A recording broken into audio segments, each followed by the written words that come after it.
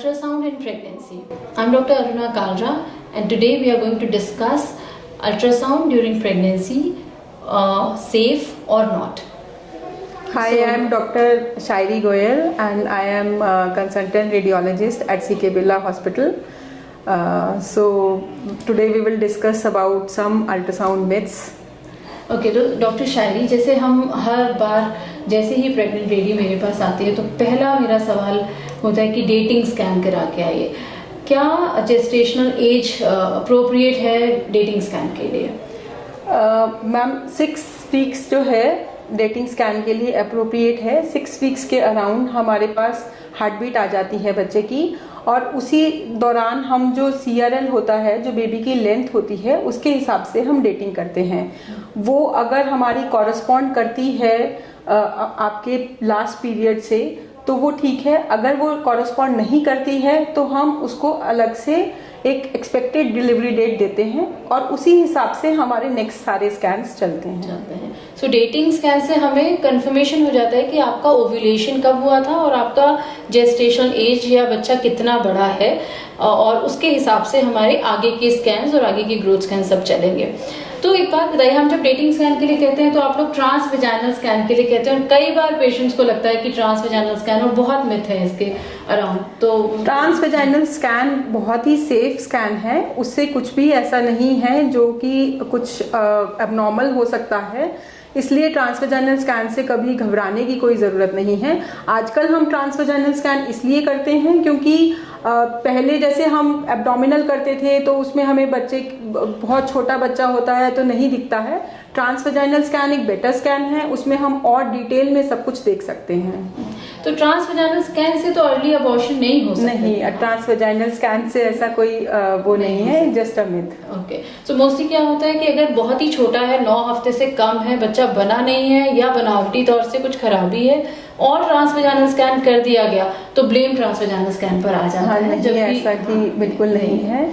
तो पहला तो ये हो गया कि हमने डेटिंग स्कैन कराया, ट्रांसवेजाइनल इज सेफ, सो हमने कराया.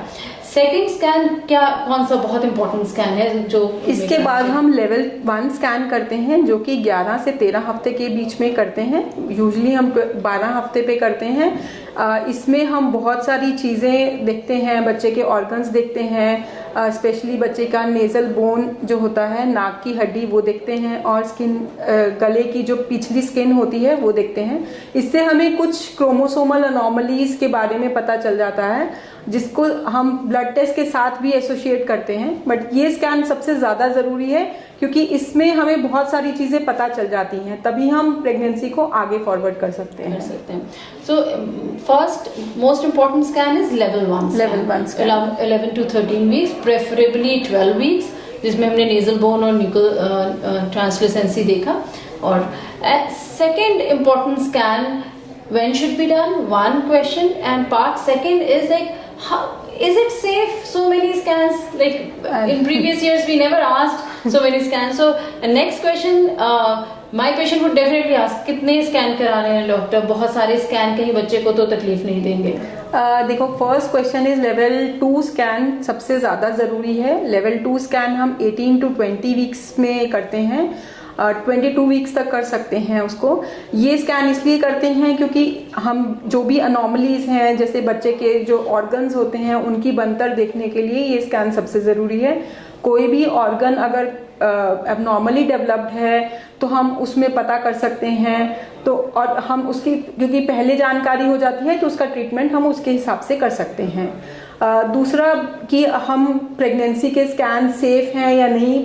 प्रेगनेंसी के जो अल्ट्रासाउंड स्कैन्स हैं वो बहुत ही सेफ स्कैन्स हैं, क्योंकि अल्ट्रासाउंड जो है वो साउंड वेव्स पर चलती है. इसमें कोई रेडिएशन नहीं होता है जैसे कि एक्सरेज वगैरह में होता है. तो इसलिए अल्ट्रासाउंड बहुत ही सेफ मोडालिटी है स्कैन करने के लिए. अल्ट्रासाउंड हम कितनी बार भी करा सकते हैं, कोई ऐसा वो नहीं है, क्योंकि ये सेफ मोडालिटी है. और कितने स्कैन्स करवाने चाहिए हमें प्रेगनेंसी में? देखिए, 4 से 5 स्कैन्स जो हैं वो मिनिमम स्कैन्स हैं, जो हमने जैसे बोला, dating scan, level 1 scan, level 2 scan, उसके बाद ग्रोथ स्कैन्स और डॉपलर्स होते हैं. उसके अलावा भी अगर हमें कोई ज़रूरत होती है कि अगर सपोज़ कोई बनतर में प्रॉब्लम है, अगर हमारा बच्चेदानी का मुंह है वो छोटा है, कोई ब्लड सप्लाई में कोई इशू आ रहा है, तो जो भी अगर हमें लगता है कि कोई इशू है उसको हम फॉलो करने के लिए और स्कैन्स के लिए भी बोल सकते हैं। तो हाई रिस्क प्रेगनेंसी में मोस्टली हमें बार बार स्कैन कराने की ज़रूरत होती है। हाई रिस्क प्रेगनेंसी, अगर आपको हाई ब्लड प्रेशर है, अगर आपको डायबिटीज़ है, किसी को फाइब्रॉइड कॉम्प्लिकेटेड प्रेगनेंसी है, किसी को एपिलेप्सी है, या एक सर्वाइकल इनकॉम्पिटेंस होता है कि जिसमें आपका सर्विक्स छोटा हो जाता है, तो इन सभी में हमें फ्रीक्वेंटली कई बार 2-2 हफ्ते पर भी स्कैन कराना पड़ता है। और जैसे डॉक्टर शायरी ने बताया कि क्योंकि ये अल्ट्रासोनिक वेव्स पर है तो इसमें कोई भी आपको खतरा नहीं है।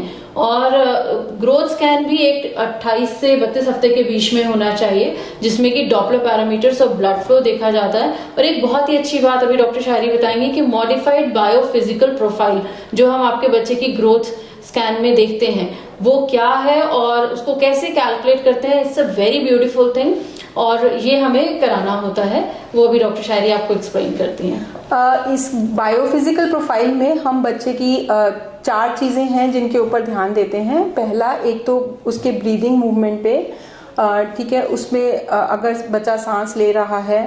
दूसरा, उसका फीटल टोन कैसा है। तीसरा, फीटल मूवमेंट्स कैसी हैं, और जो हार्ट रेट चल रही है बच्चे की उसके अंदर वेरिएबिलिटी है या नहीं है। तो इनके आधार पर हमें पता चल जाता है कि बच्चा जो है वो स्वस्थ है। अगर उसमें कुछ गड़बड़ लगती है तो हम फिर आगे फर्दर टेस्ट कर सकते हैं। तो मॉडिफाइड बायोफिजिकल प्रोफाइल में बच्चे के बहुत सारे ऑर्गन सिस्टम के बारे में पता चलता है। लंग्स के बारे में, रेस्पिरेटरी काउंट लिया, फीटल हार्ट आपके बच्चे का हार्ट बताता है, अमनियोटिक फ्लूइड वॉल्यूम बच्चे की किडनीज बताता है कि बच्चे का यूरिन ठीक बन रहा है कि नहीं, जो बच्चे का अमनियोटिक फ्लूइड होता है। बच्चे की टोन, पूरा का पूरा बच्चा मूव कर रहा है, एक्सटेंशन फ्लेक्शन, उससे पता चलता है। और फिंगर मूवमेंट या टो या सकलिंग हमें बच्चे की और एक टोन के बारे में बताते हैं। तो ये 5 चीजें जब हमें पता चलती हैं और उसको हर एक मार्कर को हम 2 नंबर देते हैं। बच्चे को 10 में से 10 नंबर मिलने पर हम लोग बहुत खुश होते हैं। So that is first exam for your baby जो हम ग्रोथ स्कैन में करते हैं। तो जैसे पहला level 1 scan was important, second level 2 scan was important, same way growth scan is also very important scan. अच्छा डॉक्टर शायरी, एक बात बताइए कि हमें कई बार बहुत कुछ अबनॉर्मैलिटी हुई बच्चे में, तो हमें कई बार MRI कराने के लिए भी कहा जाता है। Is it safe in pregnancy? MRI scan is safe in pregnancy, पर क्या है कि टिल 12 वीक्स अभी हम बहुत ज़्यादा श्योर नहीं हैं, क्योंकि बहुत ज़्यादा स्टडीज़ नहीं हुई हैं कि क्योंकि उस टाइम पे बच्चे के ऑर्गन्स डेवलप होते हैं, तो उसकी सेफ्टी के ऊपर बहुत ज़्यादा अभी स्टडीज़ नहीं हुई हैं। तो हम अवॉइड करते हैं कि 12 वीक्स तक हम MRI ना करवाएं, उसके बाद हम MRI करवा सकते हैं। अगर कुछ बहुत ही बड़ी प्रॉब्लम लगती है फिर हम MRI से ही देख सकते हैं, क्योंकि इस दौरान में हम CT स्कैन नहीं करा सकते हैं, उसमें रेडिएशन रहती है। तो MRI सबसे बेस्ट सेफेस्ट मोडालिटी है अल्ट्रासाउंड के बाद, जो हम करवा सकते हैं। अच्छा, कई बार ये कहा जाता है कि प्लासेंटा सेपरेट हो गया, उसके पीछे क्लॉट आ गया, तो अगर ऐसा होता है तो क्या आपने देखा है कि क्लॉट आने के बावजूद भी प्रेगनेंसी ठीक से ग्रो हो जाती है? क्लॉट आने के बावजूद भी प्रेगनेंसी ठीक ग्रो हो सकती है। बहुत छोटे क्लॉट होते हैं, उनको हमें सिर्फ फॉलोअप करना होता है। थोड़ा ज़्यादा बड़ा होता है तो हमें उसका फिर भी थोड़ा और क्लोजली फॉलोअप करके हम उसको वो कर सकते हैं। पर ऐसा नहीं है कि अगर क्लॉट आ गया है तो हमें उससे मतलब ये तो खत्म ही हो गया है, ऐसा नहीं है। ओके, आप अपने एक्सपीरियंस में क्या बताएंगे कि जब आप अल्ट्रासाउंड करते हैं कभी एमनियोटिक फ्लूइड ज्यादा हो गया, कभी एमनियोटिक फ्लूइड बहुत कम हो गया, तो अगर एमनियोटिक फ्लूइड ज्यादा है तो क्या हर बार ये डायबिटीज होता है? नहीं, ऐसा जरूरी नहीं है कि एमनियोटिक फ्लूइड ज्यादा है तो डायबिटीज ही हो। बहुत सारे कारण होते हैं इसके, तो कुछ उसमें से कॉमन कारण है कि डायबिटीज हो सकता है, पर ऐसा जरूरी नहीं है। और हो सकता है कुछ भी कारण ना हो, और हाँ, ऐसा भी हो सकता है कि कोई कारण नहीं है, बस उसमें फिर हम फॉलोअप ही करते हैं कि अगर ठीक रहता है, उतने पे मेंटेन रहता है तो ठीक है। ओके, तो अगर मैं सम अप करूं इस चीज को, अल्ट्रासाउंड बिल्कुल सेफ है।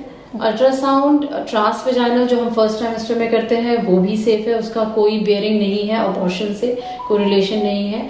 और हमें कम से कम डेटिंग स्कैन पहला, जो कि हमें ये बताए कि बच्चे का कितने वीक्स का प्रेगनेंसी है, हमारा एक टॉपिक है कि नहीं है, हाँ, इंट्रा यूट्राइन है, कितने बच्चे हैं, हाँ, बहुत सारी twins, चीजें पता चलती हाँ, हैं डेटिंग स्कैन पे।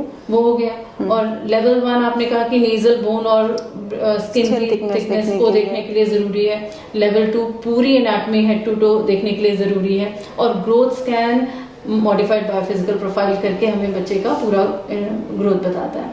तो अगर डॉक्टर शायरी आप सम अप करना चाहे तो कितने अल्ट्रासाउंड जरूरी हो गए?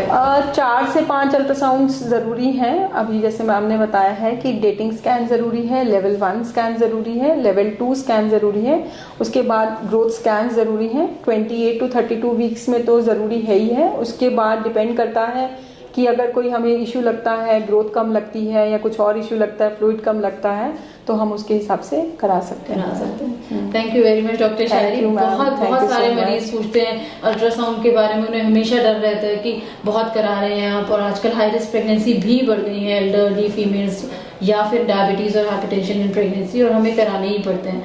तो हमें हर बार उन्हें समझाना पड़ता है, और अगर आपके मुंह से उन्हें समझ में आ गया, you are sonologist and you are radiologist, तो बहुत ही फायदा होगा हमारे माँ। Thank you so much ma'am. Thank you.